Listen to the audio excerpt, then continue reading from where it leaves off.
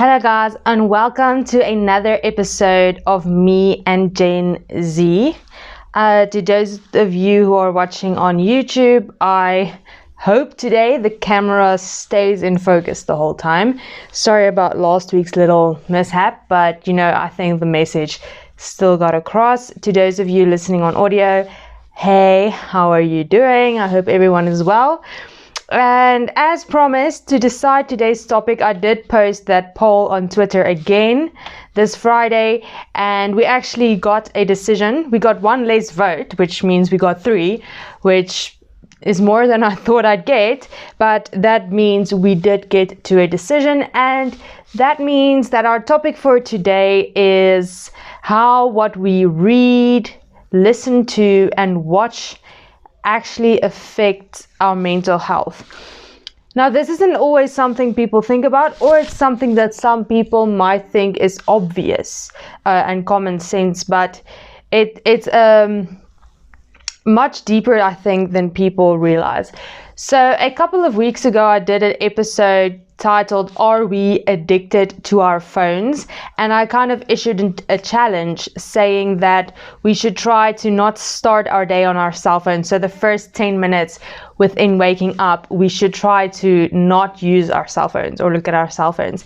And I've actually managed to do that to an extent. I kind of made a rule for myself that I'm not allowed to look at my phone until I'm eating breakfast, which is about half an hour to 45 minutes after I woke up is when I usually eat my breakfast, and then that is the first time I look at my phone. Okay. I also did another sort of experiment, if you want to call it an experiment. I stopped watching the news, the television news. I still saw some things on social media, but I stopped watching news on the television for 2 weeks just to see kind of what the effect of that would be. But we'll get into that a little bit more later. First, I want to kind of explain what today really is about. The things that you put into your mind and your psyche are what kind of influences your mood, your day, your thoughts, your mental health. So if you think about it, if you are going to listen to sad and depressing music for an entire day, you're most likely, I'm not saying always, but most likely not going to feel very happy and excited on that particular day. There might be some outliers, but I'm pretty sure that you are not going to feel very, very excited about that day. Just as when you're feeling a little down and you put on super happy music and you start jumping around and dancing, you kind of feel a little better, okay? Because there is actually some psychological premise to that when that music has a certain psychological effect on your mood. But it's more than that. We are now in a generation where everything is on our cell phones. Everything is on our cell phones. We can see all the news, all the stories. We can literally see what people are doing every single day of their lives. And we have that in the palm of our hands in the form of a cell phone. We have books that we can read. We have magazines that we can read. We have blogs that we can read. I actually wrote a short piece on this in one of my blogs. I haven't posted on my blog in a while because, can you say writer's block? Maybe, okay? But I wrote something similar to what I'm discussing today on my blog. So all of these things we choose to read and listen to. Sometimes we don't choose it. Sometimes that's just what's on. Choose music we listen to. All of that things has a very significant effect on our mental health, because it takes over. And the thing is, I'm going to start, okay, let me explain with my experiment that I did with not watching the news on television for 2 weeks. So obviously I said I read some of the news on Twitter or Instagram or something like that, but I stopped watching TV news for 2 weeks. And the significance became quite clear after a while, because I was in a better mood. Even though I knew some of the news from social media, I didn't actually watch the news, and it kind of changed my mood a little. It made me a little less worried about things because I didn't put that into my brain the whole time.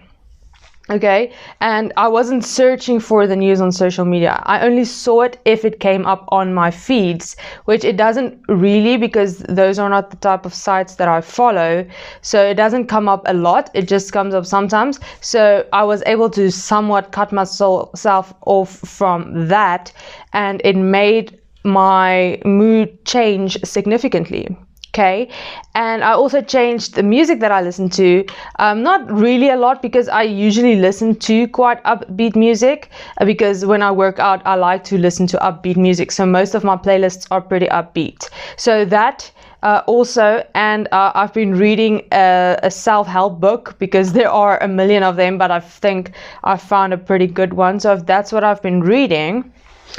And the effects have been pretty obvious to me, that it definitely 100% impacts your mood. The things that you watch on television or online, the music that you listen to, or podcasts, if you're listening to podcasts, and the things that you read have a very significant effect on your mental health.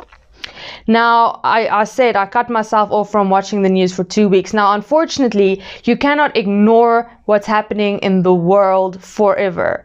Okay, well, you probably can, but it's not going to help, because sometimes that actually affects you and you actually need to do something about it. The problem is that we are not always aware of the negative effect all of this is having on us. What I want to do today is not to tell you to remove all the negative things from your life with regards to television and music and those types of things, because that wouldn't be practical. It wouldn't be impossible, but it wouldn't be practical, because you wouldn't be able to learn what's going on in the world and how that might affect you, because it may actually have a very serious effect on your life. So you can't ignore the news forever. What I'm trying to do today is make you aware that the things you are listening to, the things you are watching, are having an effect. What I want to do is I want you to realize that it has an effect. And once you realize that negative news, which we get a lot of, if we're being honest, negative things that we read on the internet, which again, a lot, and even music that is just pulling down your mood, has an effect. I'm not trying to advocate removing all of these things from your life, because like I said, you need to be up to date with what's going on in the world, especially with how it affects you. And if you need to change something, then you need to know what's going on. So this is not to advocate removing everything from your life that may be negative. This is to advocate that we start realizing that these things have an effect on our mental health. Because once we realize that these things have an effect on our mental health, we can start counteracting that. So for example, if you've had a really stressful day at work, you come home, if you are able to, and you just relax a little and you just let go of the stress. This is the same thing. If you've been hearing a lot of negative news lately, if you've been seeing a lot of negative things lately, you need to take a moment and just reinforce some positivity. Okay, so like if it's listening to 30 minutes of hyper happy pop music and dancing around, or if it's listening to positive affirmations, or reading an inspiring passage from a book that you like, okay? You need to counteract the negativity with positivity, because otherwise negativity is going to take over. You cannot remove all of the negative news from your life, because you need to know what's going on. And unfortunately, a lot of the things getting reported are usually negative, and that is not going to change, not because the world is getting more negative, but because the negative or bad stories are usually the ones that need to be reported. They don't focus that much on good news. Sometimes they do, but most of the time it's bad news. And you need to know what's going on, because it may actually have an effect on your life. So you can't completely remove it, okay? But you can counteract it, okay? So let's say the news segment you watch is 30 minutes, okay? Make sure that you make time to counteract that, perhaps with 30 minutes of happy music, okay? Or 30 minutes of reading a book you like, or listening to positive affirmations. For example, if you on your drive to work, putting on positive music or happy music, or a podcast that you like that makes you laugh, or something like that, to counteract because we need to make sure our brains are balanced, that we can consume the negative knowing that there is still positive. We are reinforcing positivity in our brains, so that when we do get the negative news, we are able to better handle it, and we are aware that it may actually affect our moods, it may affect our mental health, and we should try and make sure that we bring some positivity to counteract it. So this is what today is about. It's not about telling you to remove negativity from your life completely, because if we could, that would be wonderful, but it's not realistic. It's not realistic to say every negative thing in your life needs to be removed, because you're basically going to have to go live on a hill where there's no one else and nothing that happens in the world affects you. So it's not realistic, okay? Because you can't ignore the news forever. Maybe if you're starting to realize that the news is kind of just making you super depressed and super negative, you need to maybe do what I did and be like, okay, I'm just going to take 1 week where I don't watch the news. Okay, just to get my brain back to, reset my brain to a place where I can handle the news again. Okay, introduce happy music.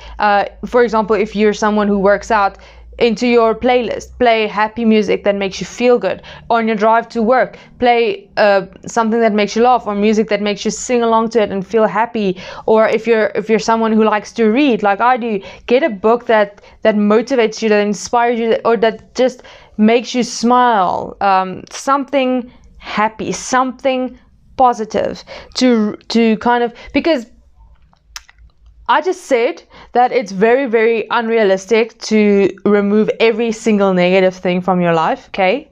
But it is actually very possible to remove all of the positive, because sometimes the negative is so overwhelming that is all that we see. We do not see the positive, and that's basically removing the positive things from our life. So we need to refocus on the positives, and what also could help is making a list of things that you're thankful for, things that make you feel happy, things that are a positive thing in your life. Make a list and just put it somewhere. And on days where you feel like this is not a good day, I'm feeling bad, I'm feeling negative, it's basically been a negative news cycle forever, go take a look at that list and remind yourself that even though things are really bad right now and things are really negative right now, I still have these positive things to be happy about. Because it's very, very easy to forget the positives and the good things in your life when everything around you is negative. So removing all the negativity is not going to be possible. It's going to be around all the time. But that is why it's important that we focus on reintroducing some positivity as well. Being proactive about being positive. Whether it's, like I said, listening to music, taking a dance break. I don't know, those of you who've watched Grey's Anatomy, do the Christina Meredith thing, dance it out, okay? Put on whatever and dance it out. Read a book that makes you feel better, that inspires you. Listen to a comedy special or something that makes you laugh, okay? We are not going to get rid of the negativity, but we should not ignore the positivity. We should be proactive about reintroducing positivity into our lives, because the mental effect it has on you when there is only negative feeds going in, and it affects you as a person, it affects your mood. You don't I'm going to take myself for an example. When I was so into all the bad things that were happening, all of the bad news, I was so moody. I couldn't sleep. I was mean. I was rude to people around me because I was moody. I didn't feel like, I was not productive. I skipped workouts like I don't even know how many times. And it was awful because I knew this was not the person that I was. And I was like, why am I like this? Why am I always in this bad mood when I know that this is not the person that I am? And I was like, wait. Okay, let's see what you're putting into your brain. What are you feeding your brain? Because people always talk about you are what you eat, right? So if you eat healthy foods, you'll be healthy. Okay, I know there's a lot more science behind that, but that's the fast quote. So you need to feed yourself healthy food to be healthy. That is essentially what they're saying, right? Then why are we not feeding our brains healthy thoughts? Okay, because we're feeding it negative thoughts the whole time, but we're not actually proactively trying to put in good thoughts and positivity. And that is when I decided to stop watching the news for 2 weeks. Okay, it wasn't essentially put out for 2 weeks, but I did it for 2 weeks. And I started, before I took my evening shower, I would have a 20-minute dance break where I just listened to all my favorite happy music, which were from like the early 2000s. Yeah, I'm not very familiar with today's music, which I mean I should probably get back on, but anyway. And I stopped watching the news. I did that. I started reading that self-help book, and the change was incredible. And now I watch the news, but I am proactive about introducing positivity, positive thoughts into my brain, as well as to counteract any negative news that may happen. And that makes me better able to handle any negative news I might receive, because my brain is balanced. Okay, it knows the negativity, but I introduce positivity, so it's better able to handle negativity. Okay, so that is the conclusion I want to come to today. You're not going to be able to remove all the negativity from your life because it's all around us, but you can proactively introduce positivity into your life, whether it's with music, whether it's with reading an inspirational book or blog, whether it's having your dance break or listening to positive affirmations, if that's what you need. You need to start being proactive about introducing positivity into your life, because there's so much negativity being introduced into your brain, and you need to actually take the time to introduce back some of the positivity into your brain, so that when the negative news is there, you're able to handle it. So first of all, become aware of the effects that the things you read, listen to, and watch have on your brain. Become aware of the effects they're having. Look at yourself and see the effects, because some of us are not aware that these things actually have the effect that they're having. Be aware of the effects that they are having, and then be proactive about changing things that make you negative, or introducing positivity back into your thought pattern, because that is unbelievably important. Okay, so I want to thank all of you for watching today. I am hoping that the camera stayed in focus. I haven't looked at it yet. Obviously, I'm still filming, so I hope the camera stayed in focus for the whole thing. Remember to check out my Twitter, Instagram, and TikTok, all the same handle. I put it in the description, Mel's Lifestyle. I post some fun things there, and I'm going to try to get you guys involved with the podcast a little more, have you comment on some of the topics that I'm thinking of discussing, and then have all of the perspectives and discuss all of them. So go check that out. Remember to comment any of your thoughts about what to be discussed today, or anything you would like me to discuss in the future down below. So subscribe, comment, and please give this video a thumbs up if you liked it. And I will see you guys for the next video. Have a good day, guys.